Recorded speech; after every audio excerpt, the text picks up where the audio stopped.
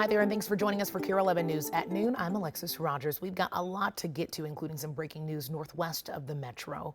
We're on the scene of a house explosion near Princeton. Within the past few minutes, the Mille Lacs County Sheriff's Department confirmed 2 people have died. It all happened about an hour from Minneapolis. Michelle Beck's been on the scene for us for the past 5 hours working to get more information. Michelle, what are you able to tell us? Alexis, I'm going to start with the victims' names I got just 1 minute ago from the chief deputy here. Royce Edward Kreger Jr. and Catherine Ann Kreger. They were born in 1963, so that leaves them early 60s. We know they are the 2 occupants inside the home, or what remains of the home here behind me. We know they were the only 2 occupants, and they have both passed away. Now, let's put into context what I'm seeing here. Absolutely jaw-dropping, truly jarring. Again, a home should be standing right here behind me. Let me give you a closer look at what's happening. But this is mass destruction. Again, those are not my words, but those are the words from the chief deputy here. And this is super large for someone who has been working in this industry for 20 years. The chief deputy tells us this is a very large blast area, 100 yards by 100 yards left and right, even beyond the scope of what you're seeing right now. To the left and the right, we're seeing insulation. We're seeing other home appliances all over this area. And just stepping back in here, we know that, again, home explosion that's been confirmed. When deputies arrived shortly before 4 a.m., they found a large debris field partly on fire. They extinguished that. And again, they found the 2 people as well as their dog, all of them deceased. And again, lots of information that's come in within the last 30 minutes alone when the chief deputy arrived. We'll be talking more in the next 30 minutes, a little bit more about what they know, as well as some of the close-ups, some of the things that I found there on the ground behind me. Alexis. Michelle, definitely thinking about that family. Thank you for the up-to-the-minute updates. We'll check back in. Well, after a wet start to the day, the rain is finally clearing out. Now the temperature is rising.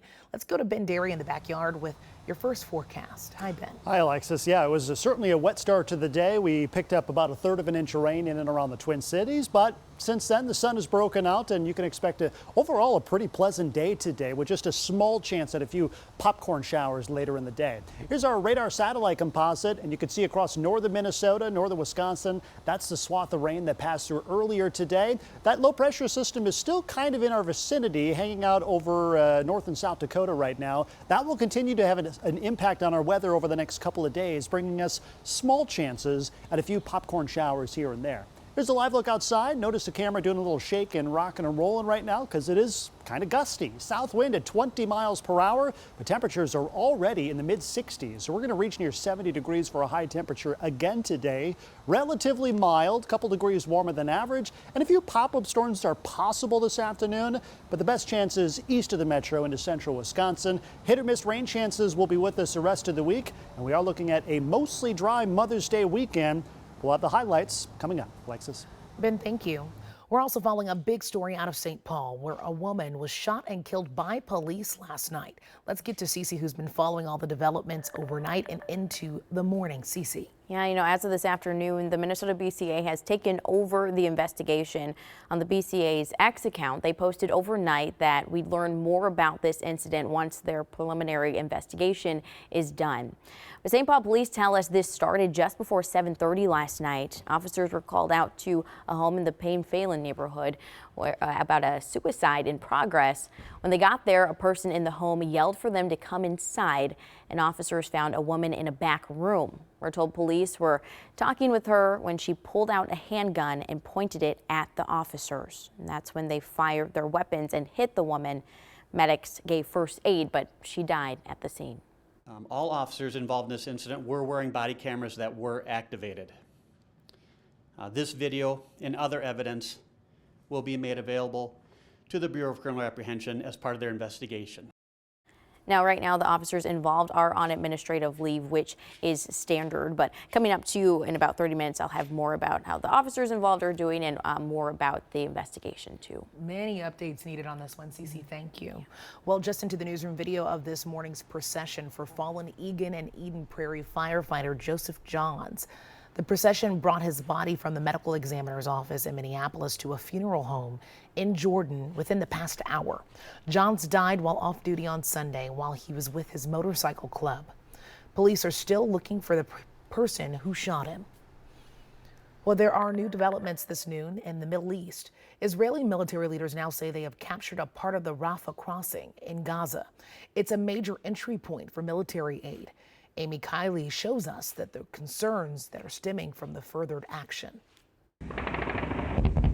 Apparent gunfire sounds out of Rafah today heard over the border in Egypt. They're amid an Israeli military operation that left multiple people dead, according to Palestinian civil defense. It comes hours after Israel urged people to evacuate certain areas. It also follows celebrations over Hamas's agreement to a ceasefire and prisoner exchange. There is a new opening door for a possibility. A document obtained by CNN indicates the deal includes a, quote, period of sustainable calm.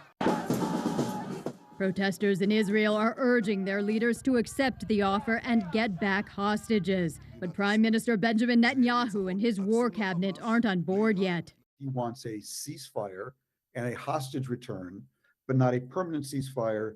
Hamas wants a prisoner exchange, hostage return, and a permanent ceasefire. Israel and Hamas are set to continue negotiations today. In parallel, we are still operating in the Gaza Strip and will continue to do so. Israel says its latest airstrikes and movements are a way to pressure Hamas to meet demands. The White House says they aren't necessarily the start of a major offensive. Analysts say that would be devastating for civilians. The president doesn't want to see operations in Rafah that put at greater risk the more than 1 million people that are seeking refuge there. I'm Amy Kiley reporting. And once again, we woke up to more destruction following powerful storms and tornadoes in the southern part of the U.S. The Storm Prediction Center says 18 tornadoes were reported yesterday, including one that hit Barnesville, Oklahoma, where one person died, and a massive damage was left behind. Now, millions of people all across the Ohio River Valley could see some severe storms today. That's my old stomping grounds. Ben, you're tracking the storms for us right now. What can you tell us? Well, it's all part of the same system that spawned those tornadoes from yesterday. And you're looking at a live radar satellite with the tornado reports from yesterday imposed on there. And notice the batch of them over southern parts of Kansas, northern Oklahoma. That was kind of the ground zero where the high risk for severe weather was expected yesterday. And notice up towards Rapid City, they actually saw a couple of tornadoes there as well. The parent low, that main area of low pressure, hasn't moved very far, but it's swinging this cold front further east. Notice a clearing over the central and southern plains. No severe weather there today. However, it's the Ohio River Valley that will see the chance for some severe thunderstorms later today. Now, we have an enhanced risk for severe weather that includes cities like Indianapolis, Lexington, out towards Columbus in Ohio. Those are the areas that have the best chance of seeing some of those additional tornadoes, some large hail, and potentially some damaging winds. It's not as high of a threat risk from what we saw yesterday, but this is severe weather season, and that's the area that we will be watching closely over the next 12 hours or so. Always this time of year where the temperature starts to change, you really have to keep your head on a swivel. Yeah, and this time of year, it's a central part of the country. Once we get deeper into the May and especially June, that becomes our better chance of seeing severe weather. Wow, Ben, thank you. We're keeping you up to date on some of the big news from state leaders. Right now, Minneapolis Mayor Jacob Frey is giving his annual State of the City address. He's touching on things like the success the city has seen within the past year, as well as ongoing initiatives.